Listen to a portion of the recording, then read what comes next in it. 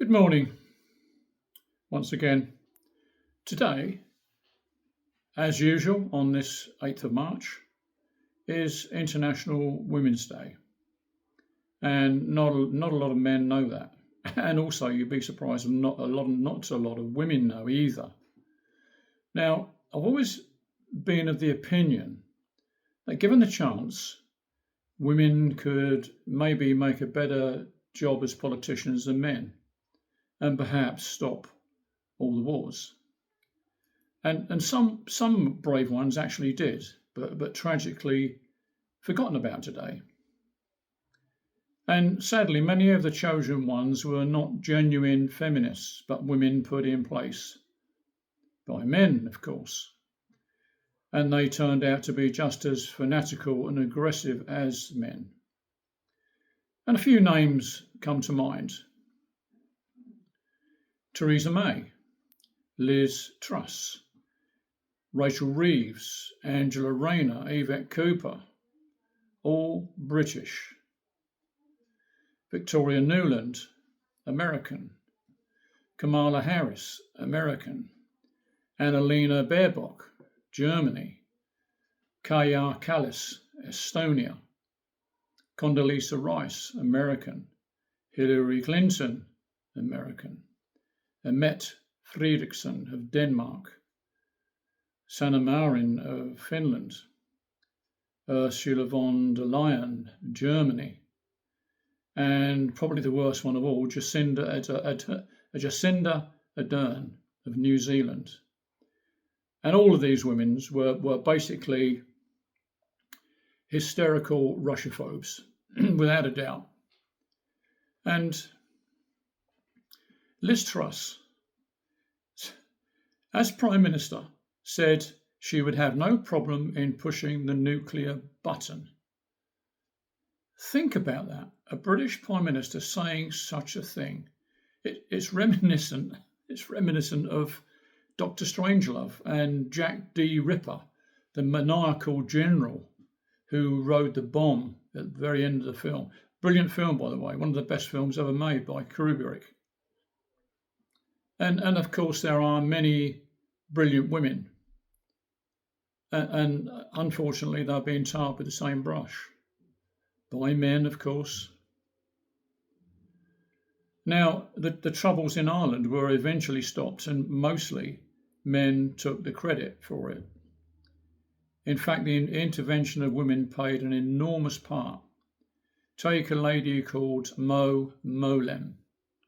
She oversaw the talks which led to the Good Friday Agreement in 1998.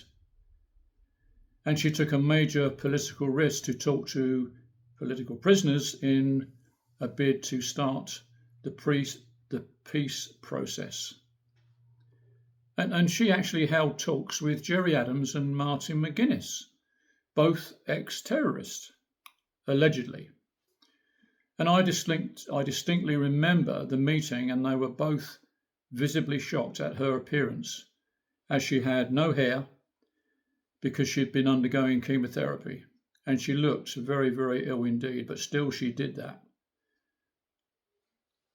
Sadly, she died at 55.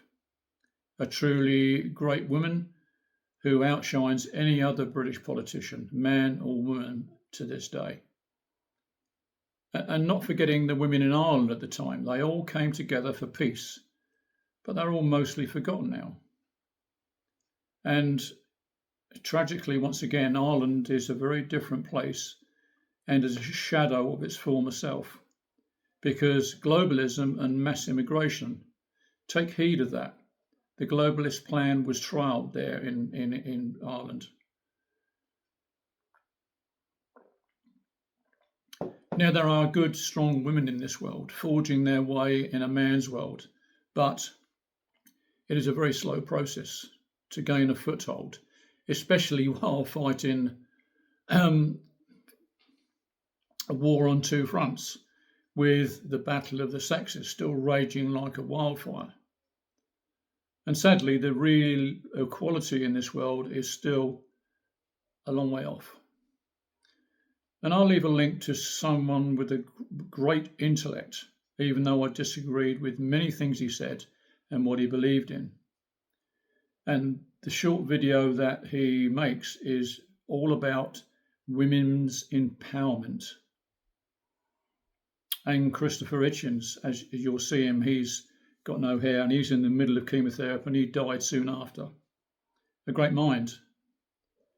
And one last thing. I remember with great pleasure that the punk movement, started by many in America, the Ramones, Iggy Pop, and it came to England with the Stranglers and all sorts of great groups. And I loved the British punk scene and their dress sense of pink hair and Doc Martens. And it was an exciting time, and a revolution was born, and it finished very quickly.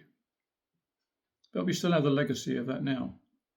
Now, when I see women with pink hair and Doc Martens, I avoid them like the plague, because they have become a symbol of something quite different and sinister.